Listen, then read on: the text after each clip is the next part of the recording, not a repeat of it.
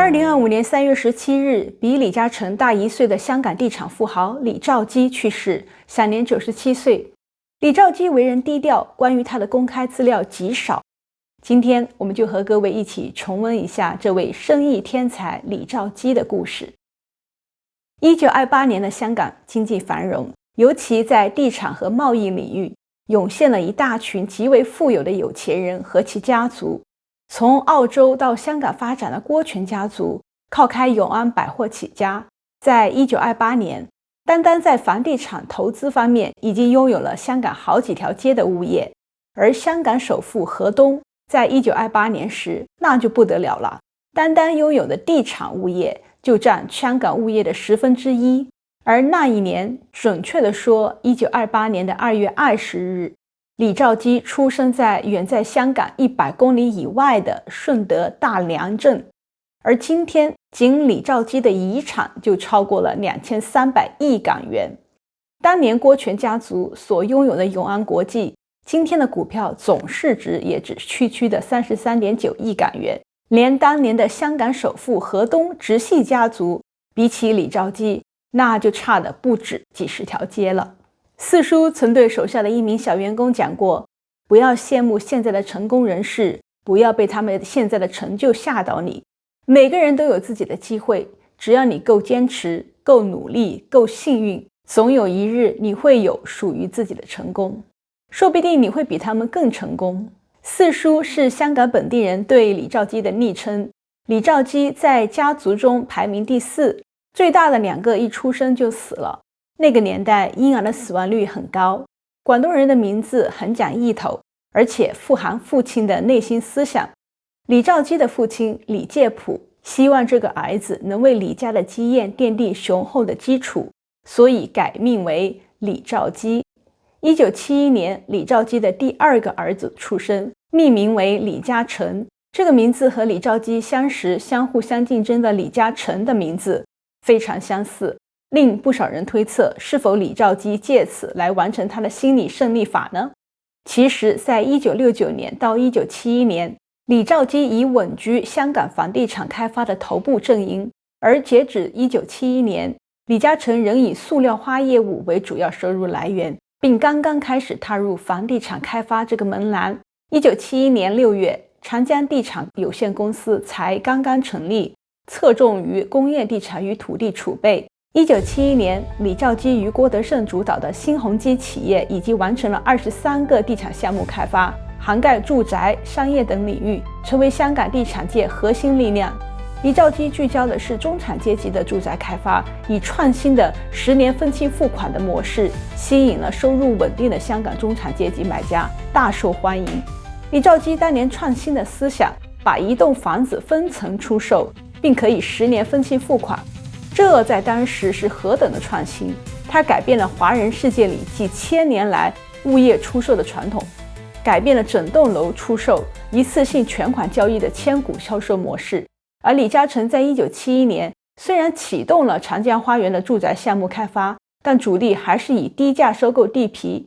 1971年，李嘉诚囤积的物业总面积突破100万平方尺，为日后上市扩张和暴富埋下了伏笔。李嘉诚和李兆基的生意规模和发展方向都不在同一个平面上，所以在李兆基的第2个儿子出生的时候，李兆基和李嘉诚的商业地位悬殊，并未形成直接竞争，或者说李嘉诚在那个时候还没有资格和能力和李兆基竞争。所以正如李兆基四哥所说，二儿子的名字和李嘉诚无关。四叔李兆基在1995年、1996年和1997年连续3年保持华人首富、亚洲首富的位置，并连续3年在全球富豪榜中排名第4位。而排名在李兆基前面的全球富豪包括了微软的比尔盖茨、沃伦巴菲特，以及在肿瘤，特别是乳腺癌、眼科等领域领先世界的瑞士制药拥有者扎赫尔。他们个个都是世界顶级聪明的人。那李兆基是个聪明人吗？一直都是，而且还是聪明出少年。李兆基从小就是个计算天才，他从小就会打算盘，而且打起算盘来心算如飞。李兆基出生的家境就相当富裕，家族在故乡是经营黄金、汇瑞的外币买卖的。他6岁开始就到家里开的天宝斋金铺去帮忙学习打算盘。李兆基对计算很有天赋，他能够快速心算到复杂的计算，对数字非常的敏感，导致李兆基在做生意时能快速计算得失，并根据脑中的数字方程迅速寻找解决方案。尽管计算器很方便，但李兆基在70岁前都用的是算盘来计算。在李兆基90岁退休时，办公桌上一直摆着一个预算盘。李兆基在6岁起，每天上学放学后跟随父亲在金铺里点货、算账、管理杂物，甚得父亲的喜爱。1937年中日战争爆发，日本人一路占领北平、天津，蒋介石把日本人引到了上海作战。因为上海接近蒋介石的大本营南京，那里补给方便，没想到上海会战失败了。日本人在1937年的11月12日占领了上海，之后在12月13日占领了南京。日本人以为这次中国会投降了，但蒋介石搬到了武汉继续抗日。日本人发现国际物资从广州源源不断的补给给武汉，于是派了一支部队进攻广州，为切断国军的补给，为进攻武汉做准备。李兆基的家乡顺德也经常受到空袭轰炸，当飞机来了，大多数人都躲回屋里。9岁的李兆基则自己跑到田里。他后来对别人说，他当时认为日本人有时放炸弹，有时会机关枪扫射，但攻击田里的机会就少很多。他认为日本人不会浪费弹药袭击稻田的，因为弹药也要花钱。这看来小小的年纪的李兆基能够通过经济计算就可以推测出敌人的意图。11岁那一年，李兆基在父亲的金铺帮忙，留意到铸金师傅偷偷的趁他父亲不注意，把一种白色的东西放入融化的金里面。从小在店里做事的李兆基知道，铸金师傅会把硼砂放入融化的金子里面，这样有助于去除杂质，防止氧化，使金子表面更光滑。11岁的李兆基脑瓜继续转动，他想，如果放进去的是硼砂，铸金师傅又何必偷偷摸摸地放呢？经过他一段时间的观察和琢磨，终于发现，原来铸金师傅是把白银放入了融化的金子里，使得金的成色减少。铸金师傅趁机在金子重量不变的情况下偷走一些金。当李兆基知道这个真相后，内心澎湃。一方面，他对铸金师傅的作弊变相偷店里的金子很气愤，简直到了怒火中烧的地步。他就一个念头，要马上告诉父亲，让父亲采取措施填补这个漏洞。另一方面，李兆基担心父亲会解雇这个铸金师傅，因为一旦炒了这个师傅的鱿鱼，就很难请到另一个铸金师傅了。这对金店来说是很麻烦的事情，怎么办呢？李兆基内心纠结了好多天。最后11岁的他选择不告诉父亲，而是自己悟出了一个道理，就是凡事要靠自己，技术要掌握在自己的手里。多年后，讲述这个故事的李兆基依然同意当年的领悟。到了1941年，13岁的李兆基已经掌握了测试黄金成色、融化金以及去杂质，还有铸金成型。在完全可以替代原有的铸金师傅的情况下，李兆基解雇了原来的铸金师傅，并自己顶替了一段时间，直到聘请了新的铸金师傅。新的铸金师傅知道东家的儿子也是行家，也就没那么容易作弊了。12岁的李兆基还有一个绝活，就是很有创意的把金子铸成不同的形状，满足客户的多样需求，受到了客户的喜爱。父亲把这一切看在眼里，乐在心里，把13岁的李兆基荣升为金店的买卖手，负责推销金饰和收购黄金。这可是金店里最厉害的角色，妥妥的金店灵魂人物。李兆基从小就很懂人情世故，做事有超人的耐心，而且长期谋划，细心实施，达到最终目的。香港城市发展的比较早，早在1904年就开始修建现代楼房。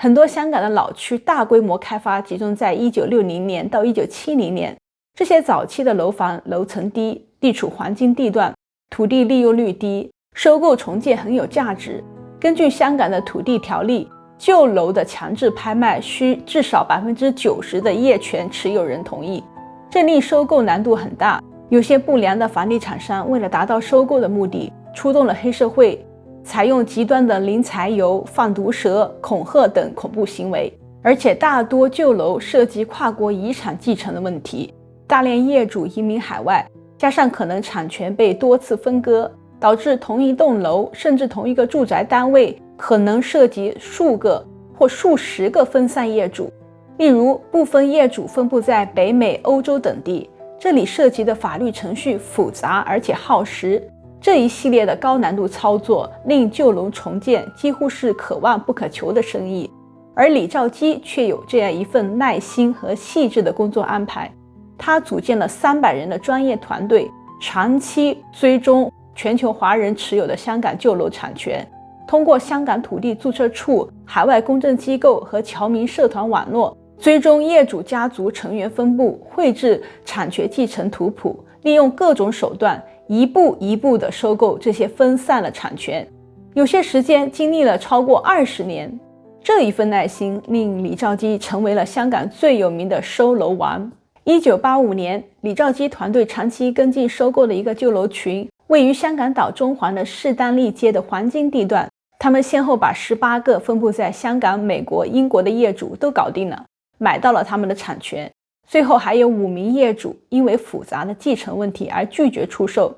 李兆基带领他的团队再耗时18个月，最后通过一系列复杂而琐碎的法律程序，终于完成了这个中环旧楼群的收购，总成本仅为4200万港元。李兆基后来把这个旧楼群改造为商住综合体，引入高端的零售和服务式公寓，优良的配套设施，使物业租金比周围同类物型的物业高出了 2.3 倍。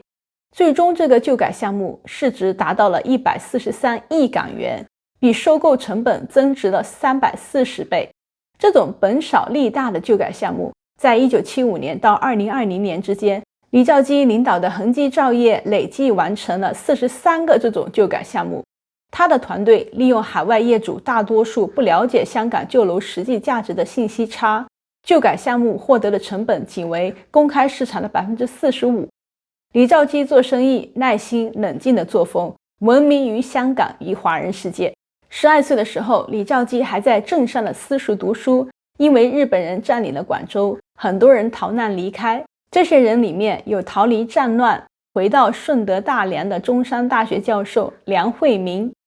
李介甫知道后，特意聘请梁教授到家里教导儿子李兆基。李兆基读书努力聪明，大脑灵活且学以致用。有一次，梁教授向李兆基教导儒家经典《礼记·大学》，第1章有这样一句话：知止而后有定，定而后能静，静而后能安，安而后能虑，虑而后能得。梁惠民按照古语文法逐句解释给李兆基，知止就是先定目标，知止而后有定就是等目标明确了才能定好志向，定而后能静是指志向坚定才能正静不躁，静而后能安是指正静不躁才能心安理得，安而后能虑解释为心安理得才能思虑周详，虑而后能得的解释是思虑周详才能有所收获。这时半工半读的李兆基对梁教授说出了另外一番解释，他说知止而后有定就是做生意要知道做生意的能力在哪里，例如我只有做1-2季的生意能力，那就停止在1-2季的范围内，超过了就不做，这就是做生意在能力范围内。而后有定既是量力的做生意，能心安定不慌张，心定则能心平气和的做生意，心安则能冷静充分的考虑得失而做出正确的决策，最后在生意上有所收获。梁惠民教授听了年纪小小的李兆基满腹生意经，很是感叹和佩服。后来止、定、静、安、虑、得就成为了李兆基一生的经商处事6字箴言。李兆基一生做生意，一向求的是心安，求的是稳健，从来都只是做熟悉的行业，防守型的经营策略，专注于地产及稳健的投资，居安思危。例如1983年，李兆基收购香港的中华煤气公司，利用稳定的煤气收费生意模式，构建现金池，令李兆基在1997年的亚洲金融危机期间地产低迷期依旧可以靠煤气公司的稳定收入缓冲了房地产收入减少对公司的冲击。李兆基的恒基兆业长期保持超低净负债率，并且喜欢持有物业，长期收租。1970年，香港小轮是历史悠久的渡轮运营商，因长期客流下降，运营成本不断上升，导致香港小轮出现亏损。这时，李兆基反而通过公开市价、低价吸纳股票，迅速成为控股股东，以极低的成本获得了香港小轮公司的物业地皮，例如码头以及码头周边的地皮。后来，李兆基利用香港小轮旗下的中环地皮、尖沙咀沿岸地皮开发商业地产项目，用于收租。例如，中环渡轮码头改建为高端零售综合体，租金收益成为了主要利润来源。另外，李兆基只在熟悉的地方经商，而且主要集中于香港，和有一点点投资在中国大陆。因此，在香港以外的地方，李兆基的知名度远远低于经营国际化且生意种类繁多的李嘉诚。时间过得真快，转眼就到了这一集的尾声。我们下一集继续回顾李兆基四叔的精彩人生。制作不易，真诚不减，请点赞、关注、订阅我。我是33，我们下一集再见。